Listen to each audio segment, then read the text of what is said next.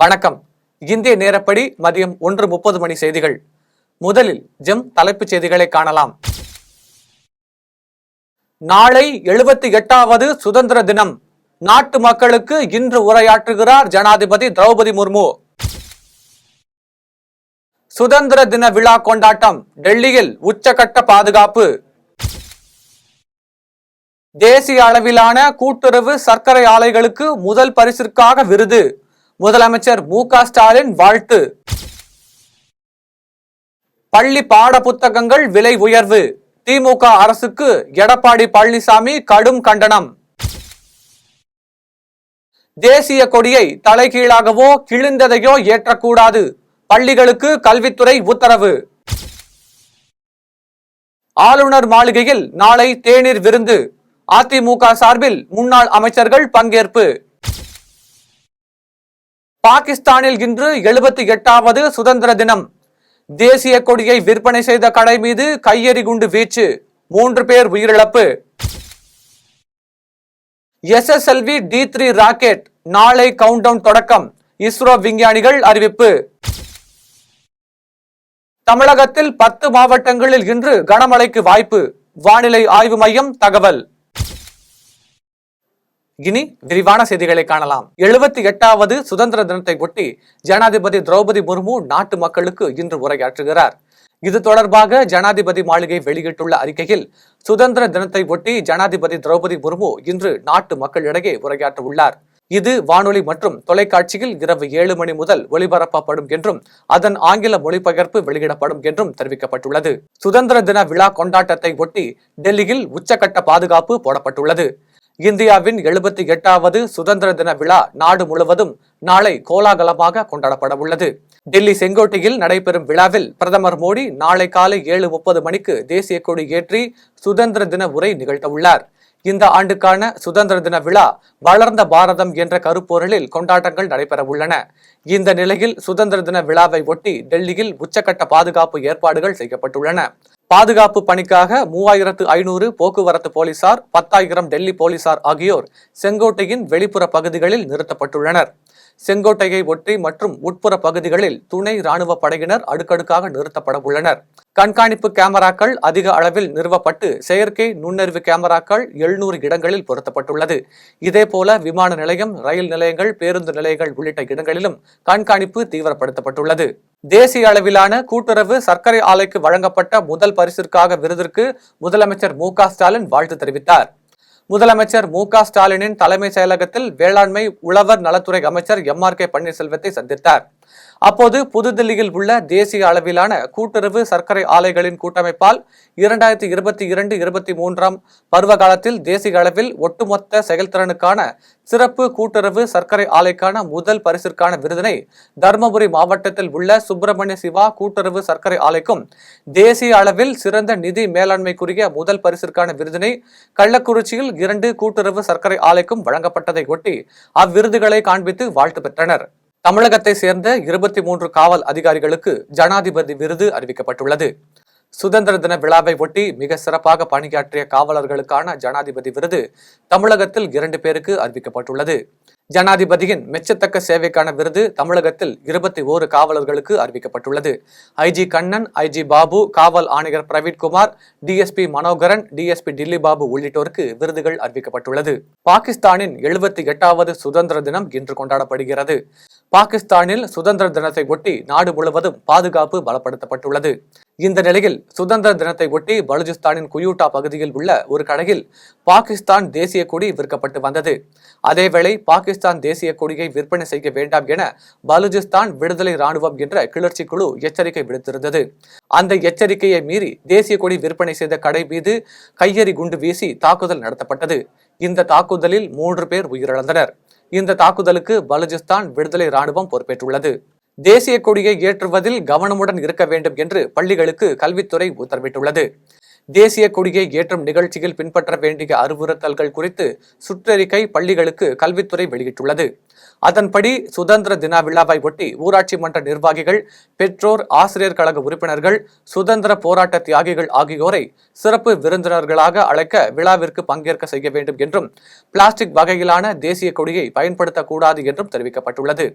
மேலும் தேசிய கொடியை தலைகீழாகவோ கிழிந்ததையோ ஏற்றக்கூடாது என்றும், தேசிய கொடியை ஏற்றுவதில் மிகுந்த கவனமுடன் இருக்க வேண்டும் என்றும் அதில் தெரிவிக்கப்பட்டுள்ளது.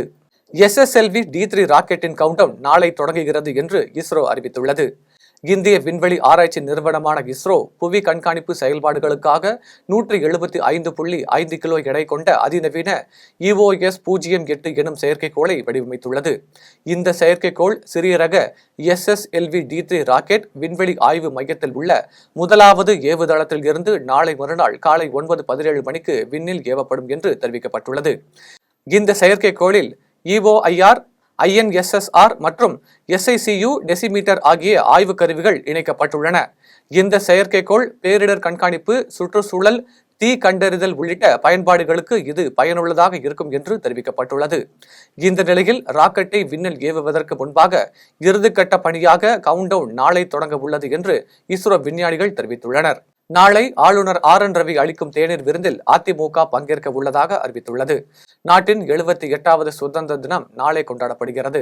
சுதந்திர தின விழாவை ஒட்டி தமிழக ஆளுநர் RN ரவி ஆளுநர் மாளிகையில் அனைத்து கட்சிகளுக்கும் தேநீர் விருந்து வைக்க உள்ளார். இந்த தேநீர் விருந்தில் பங்கேற்கும்படி திமுக, அதிமுக, காங்கிரஸ், பாஜக உள்ளிட்ட பல்வேறு கட்சிகளுக்கு ஆளுநர் மாளிகை அழைப்பு விடுத்துள்ளது. ஆளுநர் RN ரவியின் தேநீர் விருந்தை புறக்கணிப்பதாக திமுகவின் கூட்டணி கட்சிகள் அறிவித்துள்ளன. அதன்படி ஆளுநரின் தேநீர் விருந்தை புறக்கணிப்பதாக காங்கிரஸ், மார்க்சிஸ்ட் கம்யூனிஸ்ட், இந்திய கம்யூனிஸ்ட், மதிமுக ஆகிய கட்சிகள் அறிவித்துள்ளன. இந்த நிலையில் நாளை ஆளுநர் RN ரவி அளிக்கும் தேநீர் விருந்தில் பங்கேற்க உள்ளதாக அதிமுக அறிவித்துள்ளது.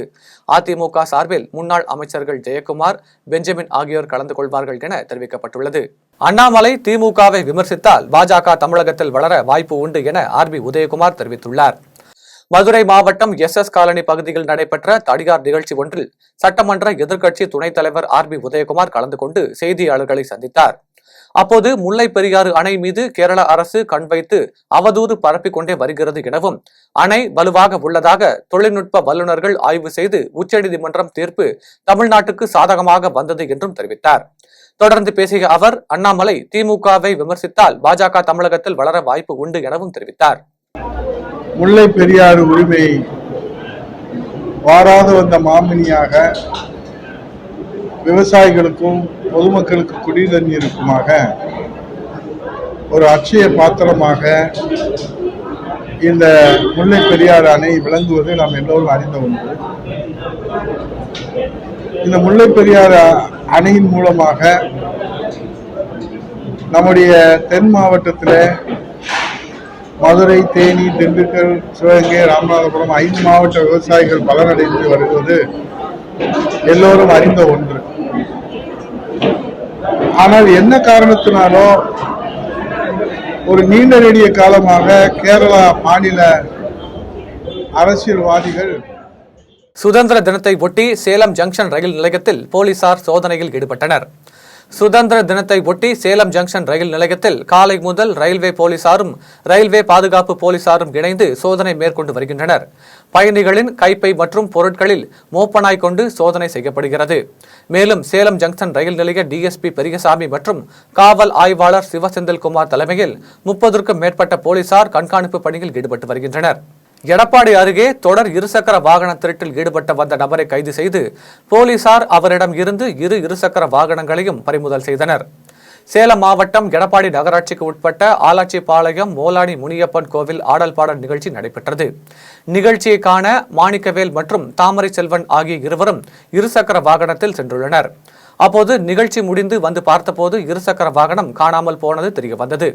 இது குறித்து எடப்பாடி காவல் நிலையத்தில் மாணிக்கவேல் கொடுத்த புகாரின் பேரில் அடுத்தடுத்து வெவ்வேறு இருசக்கர வாகனத்தில் வந்து சைக்கிள் ஸ்டாண்டில் நிறுத்திய நபர் மீது போலீசார் விசாரணை மேற்கொண்டனர். அப்போது திருப்பத்தூர் மாவட்டத்தை சேர்ந்த ரகு என்பவர் தொடர் இருசக்கர வாகன திருட்டில் ஈடுபட்டு வந்ததை கண்டறிந்து உடனடியாக காவல் நிலையம் அழைத்து வந்து திருடி வந்த 2 இருசக்கர வாகனங்களையும் பறிமுதல் செய்தனர். அதன் பின்னர் ரகுவை கைது செய்த போலீசார் எடப்பாடி நீதிமன்றத்தில் ஆஜர்படுத்தி சிறையில் அடைத்தனர். ஆண்டிப்பட்டி அருகே திமுக கட்சி கொடியினை தீயிட்டு எரித்த மர்ம நபர்கள் குறித்து வைகை அணை காவல்துறையினர் விசாரணை மேற்கொண்டு வருகின்றனர். தேனி மாவட்டம் ஆண்டிப்பட்டி அருகே உள்ள ஸ்ரீரங்கபுரம் கிராமத்தில் ஆண்டிப்பட்டி பெரியகுளம் சாலைக்கு முன்பாக திமுக கட்சியினர் சார்பில் கொடிக்கம்பம் வைக்கப்பட்டிருந்தது. இந்த நிலையில் மர்ம நபர்கள் கொடிக்கம்பத்தில் இருந்த திமுக கொடியை எடுத்து அதற்கு கீழேயே வைத்து தீயிட்டு எரித்துள்ளனர். காலையில் அப்பகுதிக்கு வந்து பார்த்து அதிர்ச்சி அடைந்த திமுக கட்சியினர் திமுக கட்சி கொடியை தீயிட்டு எரித்த மர்ம நபர்கள் மீது நடவடிக்கை எடுக்க கோரி வைகை அணை காவல் நிலையத்தில் புகார் அளித்துள்ளனர். இதையடுத்து திமுக கட்சி கொடியை தீயிட்டு எரித்த மர்ம நபர்கள் குறித்து வைகை அணை காவல்துறையினர் தீவிர விசாரணை மேற்கொண்டு வருகின்றனர்.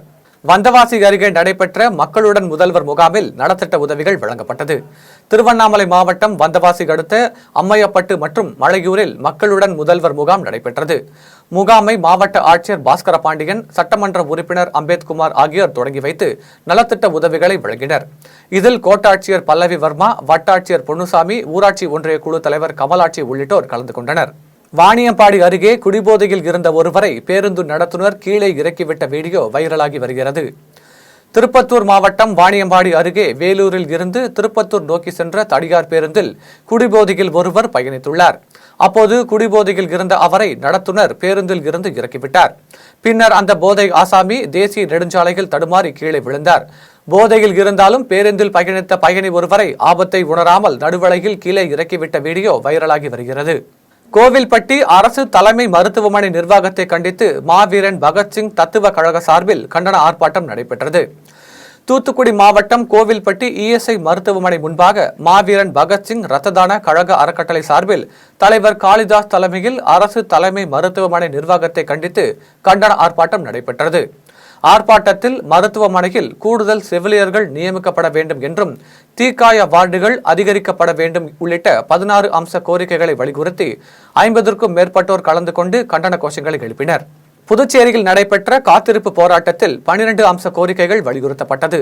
புதுச்சேரியில் நகராட்சி மற்றும் கொம்பியூன் பஞ்சாயத்து ஊழியர்களின் கூட்டு போராட்ட குழு சார்பில் காத்திருப்பு போராட்டம் நடைபெற்றது. கூட்டு போராட்ட குழு தலைவர் வேளாங்கண்ணி தாசன் தலைமையில் நடைபெற்ற இந்த போராட்டத்தில் நகராட்சி மற்றும் கொம்பியூன் பஞ்சாயத்து ஊழியர்களுக்கு சம்பளம் மற்றும் பென்ஷன்களை புதுச்சேரி அரசே நேரடியாக வழங்கிட வேண்டும் உள்ளிட்ட கோரிக்கைகளை வலியுறுத்தப்பட்டது.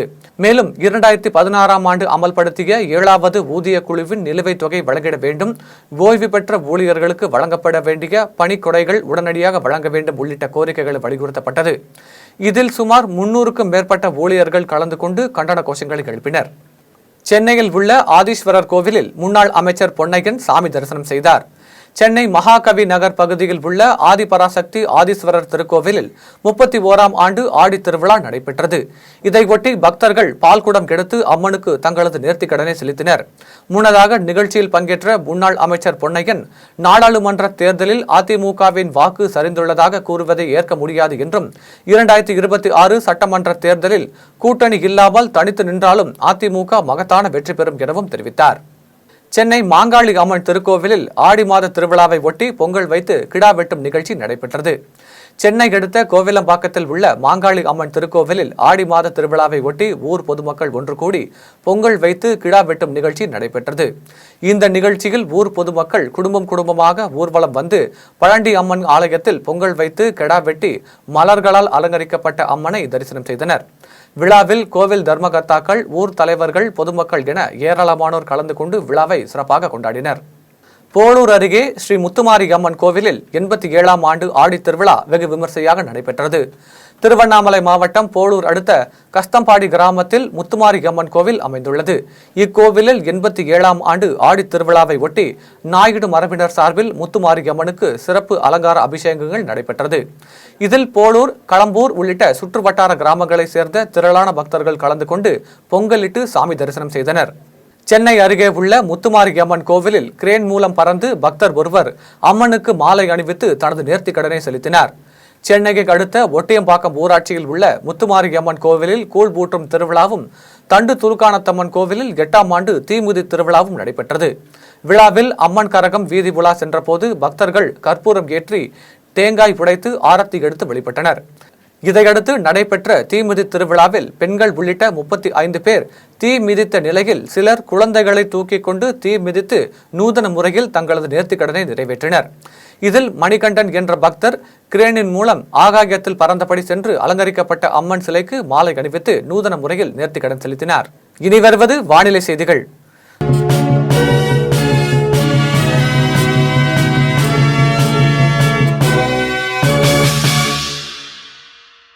தமிழகத்தில் 10 மாவட்டங்களில் இன்று கனமழைக்கு வாய்ப்புள்ளது என வானிலை ஆய்வு மையம் தெரிவித்துள்ளது. தமிழகத்தில் நிலவும் வளிமண்டல கீழடுக்கு சுழற்சி காரணமாக இன்று முதல் வரும் 18ஆம் தேதி வரை தமிழ்நாட்டில் அநேக இடங்களில் புதுச்சேரி மற்றும் காரைக்கால் பகுதிகளிலும் இடி மின்னலுடன் கூடிய லேசானது முதல் மிதமான மழைக்கு வாய்ப்பு இருப்பதாக வானிலை ஆய்வு மையம் தெரிவித்திருந்தது.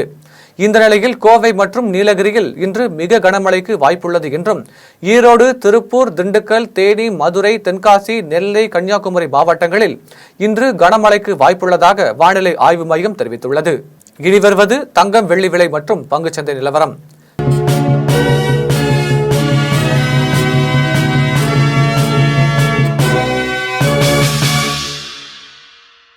சென்னையில் இன்று ஆபரண தங்கத்தின் விலை 52,440 ரூபாய்க்கு விற்பனை செய்யப்படுகிறது. சென்னையில் இன்று ஆபரண தங்கத்தின் விலை கிராமிற்கு 10 ரூபாய் குறைந்து 6,555 ரூபாய்க்கு விற்பனை செய்யப்படுகிறது. மேலும் ஒரு சவரனுக்கு 80 ரூபாய் குறைந்து 52,440 ரூபாய்க்கு விற்பனை செய்யப்படுகிறது. 24 கேரட் தூய தங்கம் ஒரு சவரன் 57,208 ரூபாய்க்கு விற்பனை செய்யப்படுகிறது. மேலும் 1 கிராம் வெள்ளி 88 ரூபாய்க்கும் 1 கிலோ வெள்ளி 88,000 ரூபாய்க்கும் விற்பனை செய்யப்படுகிறது. மும்பை பங்குச்சந்தை இன்று உயர்வுடன் காணப்படுகிறது. மும்பை பங்குச்சந்தை குறியீட்டு எண் சென்செக்ஸ் 126 புள்ளிகள் அதிகரித்து 79,082 புள்ளிகளில் வணிகமாகிறது. தேசிய பங்குச்சந்தை குறியீட்டு எண் நிப்டி 17 புள்ளிகள் அதிகரித்து 24,156 புள்ளிகளில் வணிகமாகிறது. மீண்டும் ஜெம் தலைப்புச் செய்திகள். நாளை 78வது சுதந்திர தினம். நாட்டு மக்களுக்கு இன்று உரையாற்றுகிறார் ஜனாதிபதி திரௌபதி முர்மு. சுதந்திர தின விழா கொண்டாட்டம். டெல்லியில் உச்சகட்ட பாதுகாப்பு. தேசிய அளவிலான கூட்டுறவு சர்க்கரை ஆலைகளுக்கு முதல் பரிசிற்காக விருது. முதலமைச்சர் மு.க. ஸ்டாலின் வாழ்த்து. பள்ளி பாட புத்தகங்கள் விலை உயர்வு. திமுக அரசுக்கு எடப்பாடி பழனிசாமி கடும் கண்டனம். தேசிய கொடியை தலைகீழாகவோ கிழிந்ததையோ ஏற்றக்கூடாது. பள்ளிகளுக்கு கல்வித்துறை உத்தரவு. ஆளுநர் மாளிகையில் நாளை தேநீர் விருந்து. அதிமுக சார்பில் முன்னாள் அமைச்சர்கள் பங்கேற்பு. பாகிஸ்தானில் இன்று 78வது சுதந்திர தினம். தேசிய கொடியை விற்பனை செய்த கடை மீது கையெறி குண்டு வீச்சு. 3 பேர் உயிரிழப்பு. SSLV D3 ராக்கெட் நாளை கவுண்டவுன் தொடக்கம். இஸ்ரோ விஞ்ஞானிகள் அறிவிப்பு. தமிழகத்தில் 10 மாவட்டங்களில் இன்று கனமழைக்கு வாய்ப்பு. வானிலை ஆய்வு மையம் தகவல். இத்துடன் ஜெம் செய்திகள் நிறைவடைகின்றன. மீண்டும் ஜெம் செய்திகள் இரவு 8:30 மணிக்கு. உடனுக்குடன் செய்திகளை காண ஜெம் live.tv என்ற இணையதளத்தில் இணைந்திருங்கள். நன்றி, வணக்கம்.